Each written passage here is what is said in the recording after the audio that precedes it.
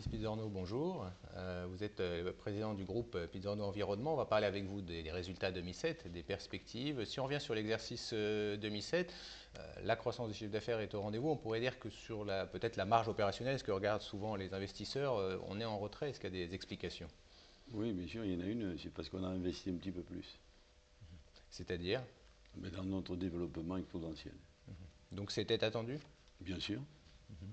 En termes d'activité, qu'est-ce qui s'est passé sur l'exercice? Est-ce que vos différentes activités je dirais, ont progressé là aussi comme vous l'attendiez? Oui, même un petit peu plus, puisqu'on a une progression de 19%, ce qui est pas mal. En termes de croissance, on peut avoir plus, mais c'est déjà pas mal. Et ça rentre dans le cadre de notre prévisionnel d'une façon très correcte. Si on s'intéresse aux différents métiers, c'est plutôt prévisible. On peut prévoir assez bien ce type de contrat. Et d'ailleurs, vous dites, vous avez 4 ans de visibilité devant vous, 4 ans de chiffre d'affaires, en tout cas en carnet de commandes.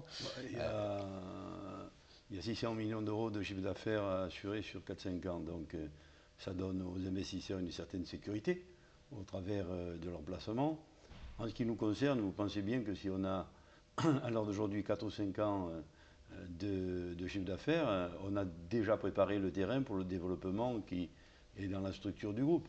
On a structuré donc en termes social une vingtaine de cadres cette année. Nous avons notre stratégie nord-sud, c'est-à-dire de l'Ukraine jusqu'au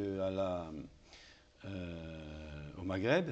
Et puis de l'autre côté, le développement se fait d'une façon non pas anarchique mais raisonnée sur l'ensemble de nos métiers qui sont l'eau, la filtration, le traitement du déchet, la collecte, la propreté et l'assainissement d'une façon correcte et équilibrée. Alors, on parlait des résultats, même si c'était prévu qu'il y ait une baisse de la marge opérationnelle, les investisseurs aiment bien quand même que le chiffre d'affaires progresse et que les résultats progressent.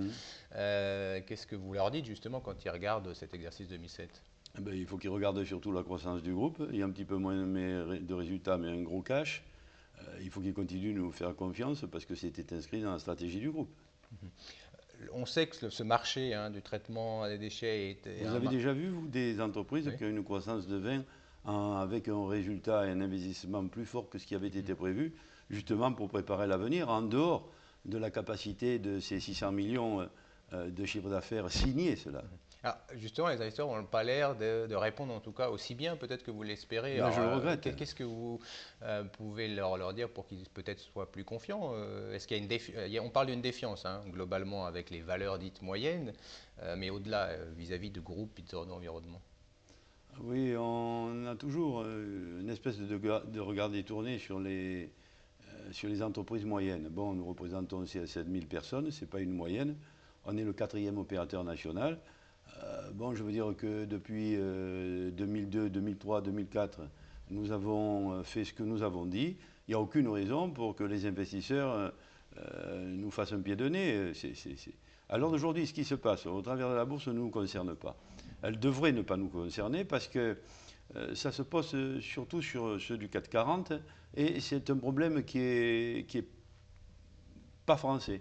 Donc les analystes américains sont dans l'ordre des choses pas inconnus dans ce genre d'affaires-là. Et on tient un propos entre les investisseurs américains et les entreprises françaises.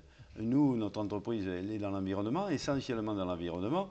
Il y a une croissance, nous l'avons saisie, on va continuer d'exploiter et il faut que les investisseurs fassent le choix de la sécurité et de l'avenir. Justement, par rapport à ça, ça devrait les rassurer, ça ne les rassure pas. Est-ce que vous, ça vous pose, par rapport à votre arrivée en bourse, quand vous avez fait cette introduction en bourse, ce que vous pensiez faire avec la bourse, est-ce que ça vous pose question et vous vous dites, bah finalement, la bourse, c'est pas ce que j'en attendais?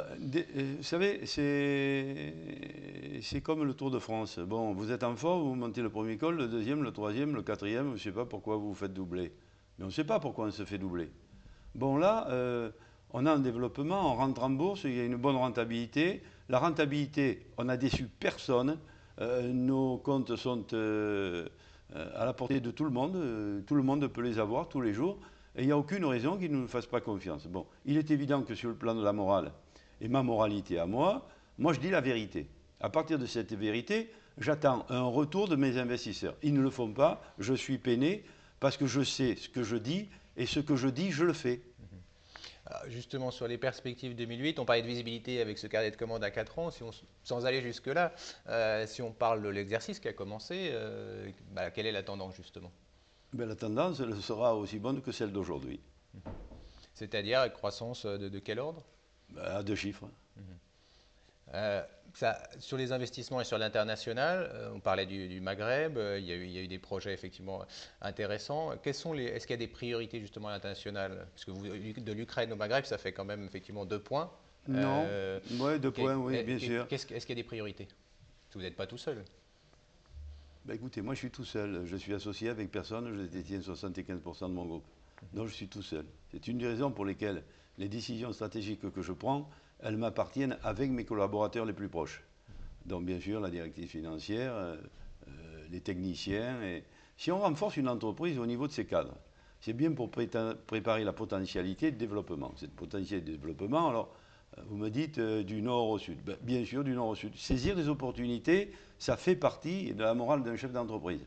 Et puis, il y a la proximité où on essaie d'améliorer notre rentabilité par rapport aux métiers qui s'ouvrent à nous. Les appels d'offres, on ne peut pas les prévenir, on ne peut que les constater et lorsqu'on les constate, on y répond. Mais inévitablement, une entreprise de taille comme la nôtre, avec le cash que nous avons, les réserves que nous avons, notre endettement à moins de 60%. Un endettement à moins de 60%, ce qui veut dire qu'on peut faire encore de la croissance externe. Alors ben, le développement, il va de court parce que là, ce sont des investissements. Des investissements qui nous permettent, dans notre stratégie, appliquée, d'être du nord au sud et puis de tourner dans ce rayonnement exceptionnel de potentialités qui s'ouvrent à nous sur le plan environnemental. Vous êtes sur différents métiers, certains ont choisi de se spécialiser. Vous pouvez justement développer ces différents métiers, que ce soit l'assainissement, le traitement, la propreté, de la même manière? Ça dépend de ce que vous entendiez de se spécialiser. Je veux dire, la potentialité de nos métiers, si on n'est pas spécialisé, si nous n'avons pas les références qui sont les nôtres, on ne peut pas les exercer parce que quand vous déposez un dossier, on vous demande des références. Donc, nous avons des références à la filtration de l'eau, nous avons des références depuis très longtemps dans le traitement des déchets, dans le traitement des boues, dans la collecte, dans la propreté, dans la valorisation matière, que sais-je, dans tous les métiers de l'environnement. Alors, le développement, il peut se faire sur un métier, un petit peu plus appuyé sur l'autre, mais l'ensemble de ces métiers fait que nous avons des références et une spécificité que nous appliquons à petite dose.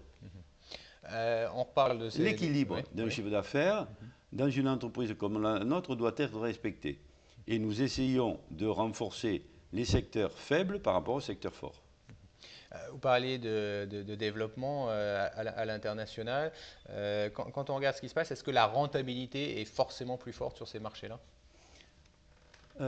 Il peut se faire que la rentabilité soit un petit peu plus forte. Ça dépend des monnaies.